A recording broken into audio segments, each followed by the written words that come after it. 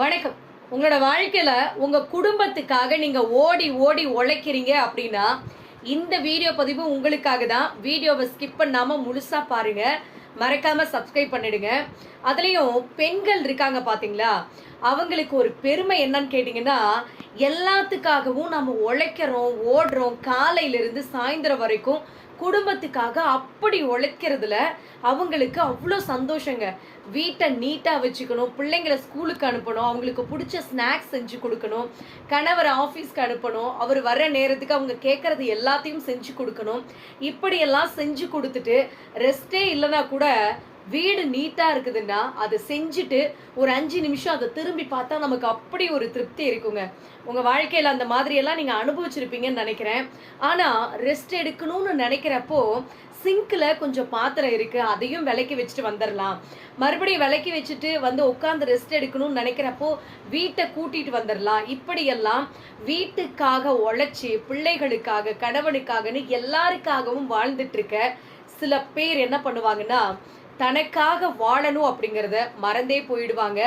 நமக்காக என்னங்க பெருசாக வாழணும், பிள்ளைகளுக்காக தாங்க நம்ம வாழ்க்கையவே நம்ம அர்ப்பணிக்கணும் அப்படின்னு நிறைய பேர் நினச்சிட்டு இருக்காங்க. இது தவறான புரிதல் தான்.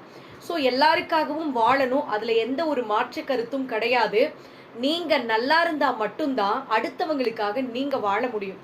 உங்கள் பிள்ளைகளை நீங்கள் பார்த்துக்க முடியும், உங்கள் கணவருக்கு பிடிச்சதையெல்லாம் செஞ்சு கொடுக்க முடியும். அன்பாக பாசமாக வீட்டில் நீங்கள் நல்லா இருந்தால் தான் எல்லாரும் நல்லா இருப்பாங்க. அதை யாரும் இங்கே புரிஞ்சுக்கிறதே கிடையாது.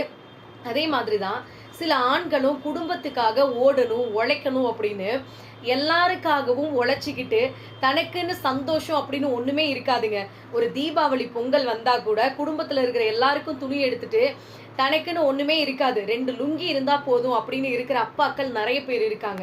ஸோ அப்படிப்பட்டவங்களுக்கெல்லாம் ஒரே ஒரு விஷயத்த மட்டும் நான் சொல்கிறேங்க, நீங்கள் குடும்பத்துக்காக வாழுங்க, எல்லாருக்காகவும் உங்களுடைய வாழ்க்கையை அர்ப்பணிங்க, அது தப்பு கிடையாது. ஆனால் உங்களையும் நீங்கள் கவனிச்சுக்கோங்க, அது ரொம்ப ரொம்ப முக்கியமான ஒரு விஷயம்.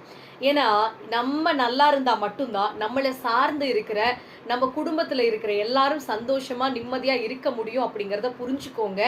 ஒரு 10 நிமிஷம் 20 நிமிஷம் ரெஸ்ட் எடுக்கிறதுனால பெருசாக ஒன்றும் வேலை வந்து குடிமூழ்கி போயிடாது. யோசிச்சு பாருங்க.